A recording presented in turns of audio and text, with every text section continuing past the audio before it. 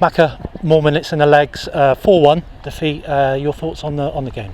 The game certainly served the purpose that it was there for, a solid opposition with some physicality that we were going to be up against, but also in terms of the way they play, we're going to come up against some teams like that this season, and a really good run out for our lads. They cause us a lot of problems both physically and with some of their more front to back play, but over just been in there with the players, and some of the conversations that we've just had is actually a really positive outcome from our perspective, because we look at pre-season friendlies in three different ways. We've got to kind of assess where the group is, put our ideas across, and also have a look at some different players to try and strengthen the group. So that's what we have done. The majority of the team have played 60 minutes today. A couple have played 45, and we've had 18 lads here today, and we've given everyone an opportunity to showcase themselves. And it's really important that when they go on the pitch, they be them. And we can see with the lads that are signed on how they can help those lads along. So it's a learning journey for all of us, and we have to discover as much as we can about this group, so we can then put things in place to help them, but also try and strengthen in the right areas. So for me, a really, really positive experience, because even with the result and the way the opposition played, it's a polite reminder to the boys in the changing room that this is football, and this is what teams can do to you if you're not all together. But to a certain extent it was expected, because we have got new faces in the group. We have got players kind of that we're having a little bit of a look at that have just come in for this particular fixture. So yeah, it certainly was expected, but you never like to lose, whether it's a friendly or not. But for me, in the next 4 games ahead, the result isn't going to be my main focus. It's going to be what goes on the pitch, how the players interact, how the players put into action what we're trying to get them to work on, and how, when we make those changes, how the players react and take responsibility.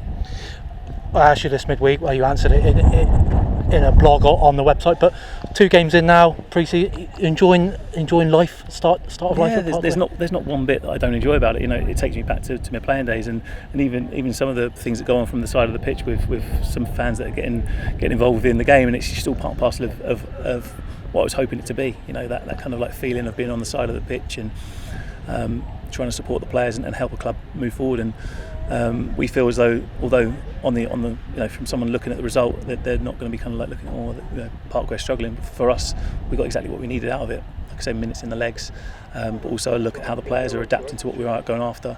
Fantastic moments in the second half as we come out after making a few little tweaks and reminding the players of of what we're expecting. And the first 15 minutes of the second half is exactly how we should be playing week in, week out. But it was interesting to see how the boys reacted after conceding that goal after a bit of a mix-up. But those are the moments that we've got to kind of like really utilise moving forwards. How we react from a setback when we're on top, and unfortunately today we didn't quite react in the way that we would have hoped. But speaking to the players, it's important to put into place that if we beat us for 80% of the game, we'll control the game and we'll cause the opposition a lot more problems than what we have done today. And what you're saying is those little moments and trying to interweave a lot of trialists, if you will, with the senior players. It's going to take time to bed in. Absolutely, and the players have been great. They understand it. The ones that have been with us from last season and continue with us this year, they're a really good nucleus, and they're you saw it today that they were able to give the players coming in a platform to go and perform on. And things are going to go wrong. It's football. If everything went right, the season would be a strange looking thing, and no one would know what's real and what's not. But for me today, I was really encouraged by certain moments in the game, the way that our players reacted. There's certain things that I will be addressing in terms of the way that we do want to play, and enforcing things such as, like, when we're getting success, don't get bored of it. Don't get bored of doing the things that get the success. If they then stop that success by altering the way they play, we've got to find a way of exploring and exposing them in other ways. So they have really embraced a lot as a group, and I'm really pleased with the direction we're going in. And today again it's just a reminder of what football can do to you if you're not on it.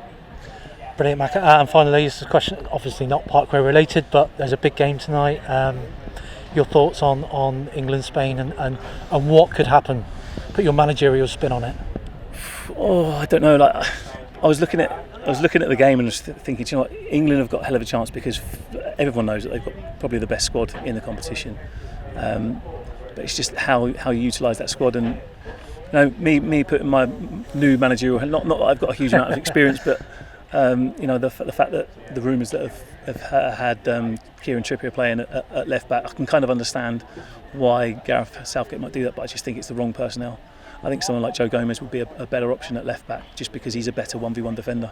Now their best player is going to be up against Kieran Trippier, who I don't think his strength is playing as a 1v1 defender, and he's more of a distributor who plays really nice passes, but his 1v1 defending can be exposed. And I think that Gareth probably, if he was going to keep Luke Shaw out of the team because of his fitness levels, for me it would be someone like Joe Gomez, who could really be a positive 1v1 defender. But I think that in terms of the way that the game's going, if England can keep the two boys quiet just by giving them a little bit of cover and a little bit of protection, I think in transitions England can really hurt Spain.